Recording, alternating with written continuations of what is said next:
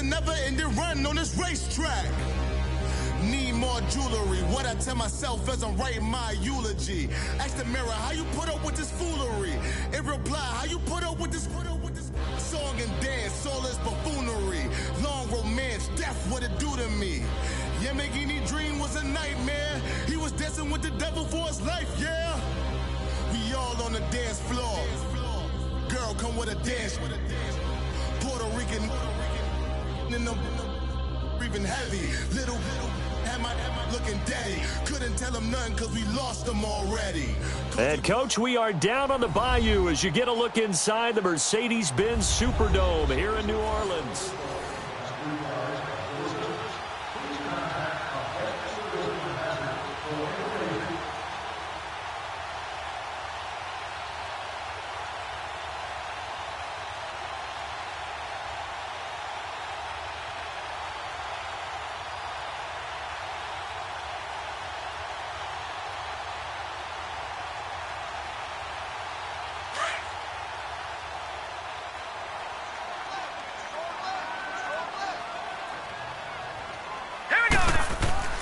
Back to throw here.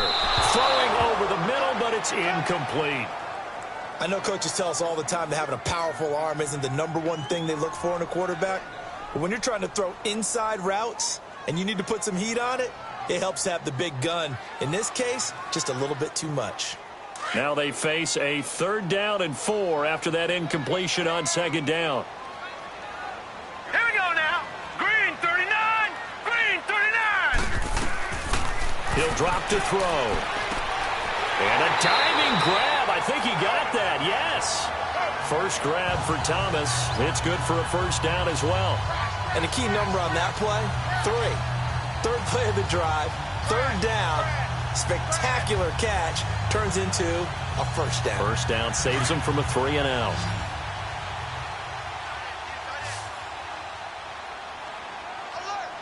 All right, here we go. Blue, landed. On 1st down, he'll drop to throw. And it's hauled in by Ben Watson. And the stop here will come at the 38-yard line. A good pickup there. 8 yards on the 1st down completion. Seeing that play and understand just how tough it is to cover tight ends, especially the ones running around the NFL nowadays, makes me glad I didn't make it in that league. I would have had a really difficult time. But now you get to sit up here with me. Yeah, and that's fun, isn't it? And what a really nice game right there on 1st down for them. Brings up a nice 2nd down for them. On 2nd down, McCaffrey. And he'll fight forward maybe to the line of scrimmage, but that's all. Tackle made there by Zach Brown.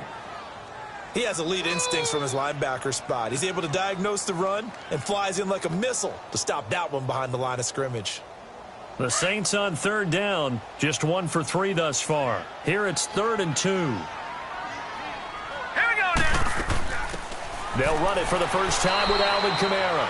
And a short gain there down to the 37-yard line. He needed 2, he got 1, and that's going to leave him with 4th down and a yard. And the big fella stuffed that one up in a big way. I think doubling him has to be a priority because you can't move up to the next level if you don't take care of him first.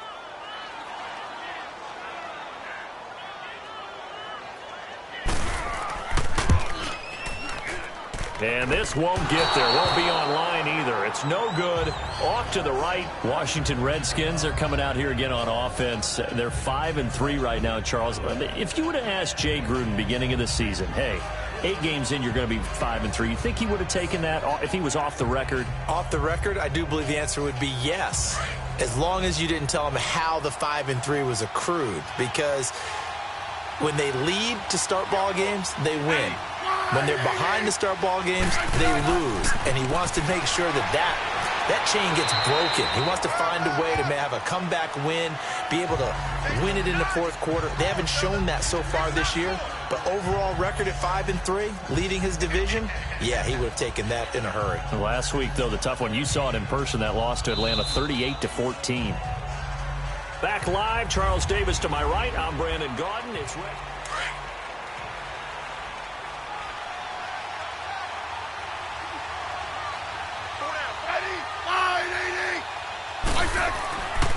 On 2nd down, Peterson. And he is met quickly in the backfield. Down he goes, folded like a lawn chair. So he loses 3 yards there. Now 3rd down. If you're the coaching staff upstairs, you might want to file that play away. Did you see how fast the safety closed on that one? Coming up in run support, made a big-time tackle. Might want to try and check into a pass next time. Yeah, got him for a loss. Really, really great play defensively. Throwing on 3rd down, Smith. Jordan Reed has it.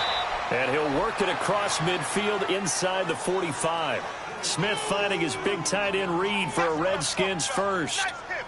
A lot of tight ends just use their size and their strength, try to occupy some space and kind of body people away and catch the football. But not this guy. He's a refined route runner. Makes me wonder if he took some dance classes in his background with his footwork. First down, here's a run with Peterson. And forget about finding a lane. He barely had time to look up before he was planted in the backfield. I know when I was a kid, I always got real excited when I saw those lateral-type runs. But the best backs that made it happen, they put a foot in the ground and just go. That didn't happen there. That play got swallowed up.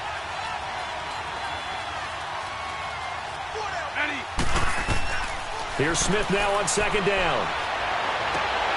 Out to the left here to Reed. And he'll get this one down near the 20-yard line, just shy of the 20. 23 yards on the play. Well, from an offense's perspective, that sure was pretty because the corner route is extremely difficult to defend from my perspective. What we just saw there, is that sort of the evolution of the tight end position? Yeah, I think it is because more and more, tight ends are being treated like wide receivers. These are some agile players who can make a play in any spot on the field. 2 yards on the carry there. It'll be 2nd down. I do know from experience that when you slow down someone's running game, you're now doing the dictating on defense. And guess what? Now you're getting ready to tee off on their quarterback because they have to throw it all the time. But you still have to be alert for the draws and other plays of that nature to make sure you don't get hurt.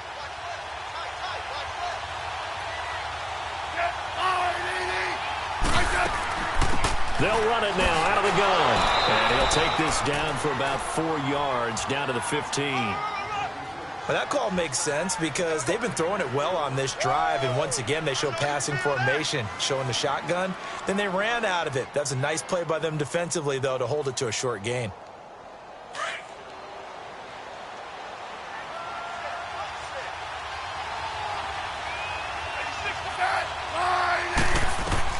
From the gun on 3rd down, Smith. He finds his target. It's Crowder. And he's got the first down as he gets it to the 8. They're able to convert on 3rd down, and that sets up a 1st and goal. Never make the mistake that the slot receivers, especially the little guys like we're watching here, are just quicker than fast. A lot of them combine quickness and speed, and they catch a lot of footballs, as we just saw there.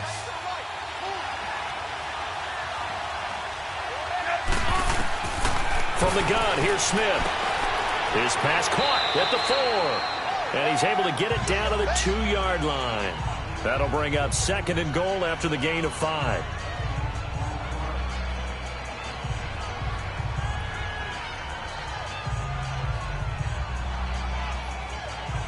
From the 2 now, 2nd and goal.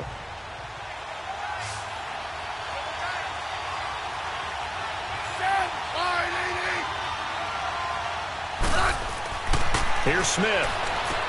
And he'll be brought down right on the edge of the goal line at about the 1-yard line. A touchdown-saving tackle there. Now it's 3rd and goal.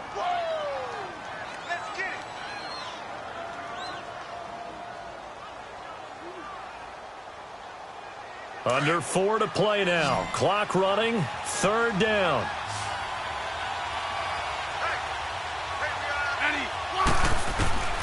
Throwing again is Smith. Feeling the pressure here and taken down. A sack back at the 7. A.J. Klein in there to drop him for a 6-yard loss, and that'll lead to a 4th down.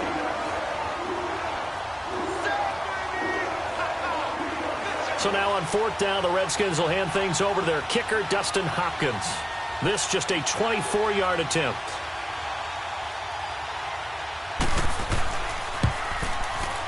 And Hopkins' kick is good. And the lead moves to 10-zip. A dozen plays on that drive that ends with the field goal. Let's go ahead and break out some of the old chestnuts here, right, partner? Keep the ball in front, rally to it, and make the tackle, right? No big plays given up, no balls over your head. Bend, don't break. Hold on. Chestnuts? You like Come that on. one? What does that mean, break out? Just because you break chestnuts? I'm not sure about that, but I'm just going with why they said that. I have no idea. Following the made field goal for 3, Hopkins now to kick it off.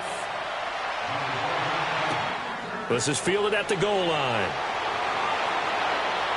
And he'll be brought down at the 23, make it the 24-yard line. The football going back over to the New Orleans Saints and a team this year, Charles, that really took off after that Week 1 loss. For me, it all came together Week 9. You think back to that game when they beat the Rams, knocked off their undefeated streak to start the regular season. So now, are the Saints really Super Bowl winning contenders? I mean, do you put them in that category? Oh, I certainly do, and I think people were wondering how they would respond this season after what happened to end last season, the Minneapolis Miracle, where they ended up giving up the touchdown pass in the last play of the game in the playoffs.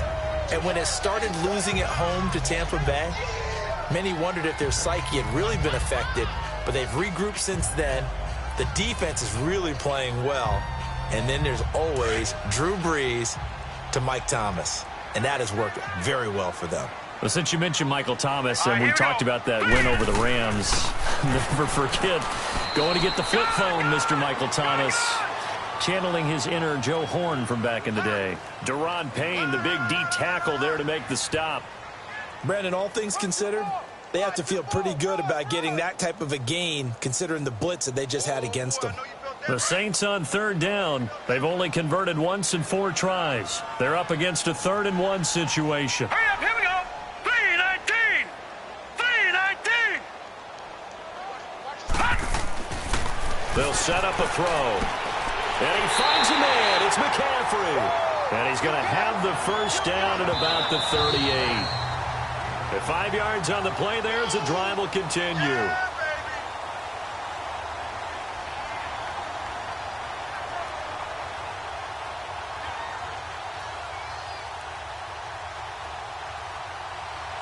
So here's a 1st and 10 at the 38. Here we go now. 3-19. They'll look to throw now on 1st down.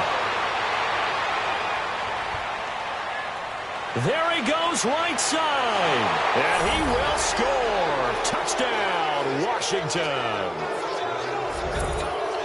What you just saw there, 1st-round talent. 2nd year, even more success. A pick 6 for a touchdown. A great play. And it's tough for these guys. You've told